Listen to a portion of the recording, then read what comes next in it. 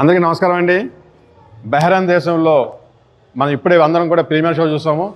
500 మంది అభిమానులు వచ్చారు. థియేటర్ అదిరిపోయింది. సినిమా రికార్డులన్నీ బ్రేక్ చేసేలా ఉంది సినిమా. హిస్టరీని తిరగరాసేలా ఉంది సినిమా. ఒక పవన్ కళ్యాణ్ గారికి సరైన మూవీ పడింది.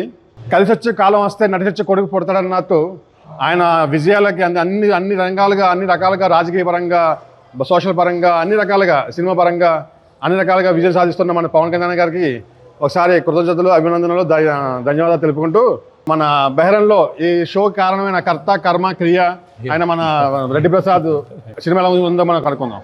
మూవీ అయితే అదిరిపోయింది. 1970-80లో ఏం జరిగిందో అలా తీశారు. ఎక్సలెంట్. అసలు మూవీ అంటే గ్యాంగ్స్టర్ సుజిత్ ఏజ్ ఏంటి, ఆ పవన్ కళ్యాణ్ ఎలా ఓవర్ మాస్లో చూపించాడంటే గ్యాంగ్స్టర్గా ఎక్సలెంట్గా తిరగరాశాడు. ఎక్కడ కానీ బోరింగ్ అనే ఫీలింగ్ లేదు.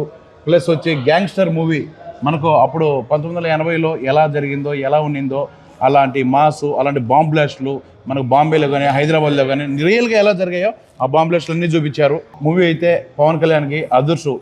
భరత్ గారు చెప్పండి, ఎలా ఉంది మూవీ, మీకు ఎలా అనిపించింది? చాలా బాగుంది. అసలు ఎక్స్పెక్ట్ చేయలేదు ఇంత ఎలా ఉంటుందని. మాస్ ఎలివేషన్స్ అయితే సూపర్. అసలు నెక్స్ట్ 10 yearsకి హ్యాపీగా పడుకోవచ్చు మేము. అంతలా ఫుల్ మీల్స్ పెట్టేశారు. సూపర్ సుజిత్ అన్న అండ్ తమన్న మ్యూజిక్ అసలు బ్యాక్గ్రౌండ్ దించిందే లేదు. అసలు ఎక్సలెంట్. అసలు సరిపోదు. అసలు ఇంకా కూర్చుంటే అలా లెగుతున్న ఇంటికి అలాగే. జై Pavan Kalyan. OG utter flop అన్న వాళ్ళకి, అలాగే ఓజీ ఫ్లాప్ అన్న వాళ్ళకి దవడే పవన్ కళ్యాణ్ ఎలాగైతే చూడాలనుకున్నామో అంతకు మించి చూపించారు. సుజిత్ అన్న సూపర్ అన్న. మీరు తమన్ మ్యూజిక్ అయితే పిచ్చెక్కిపోయిందండి. అండ్ సినిమా మొత్తం ఎలివేషన్స్ లేకున్నాయండి. అసలు సూపర్. అస్సలు మిస్ అవ్వద్దు, చూడండి ఓజీ సినిమా. ఎవరైతే చూడలేదో వాళ్ళు కూడా వెళ్ళి చూడండి సినిమా.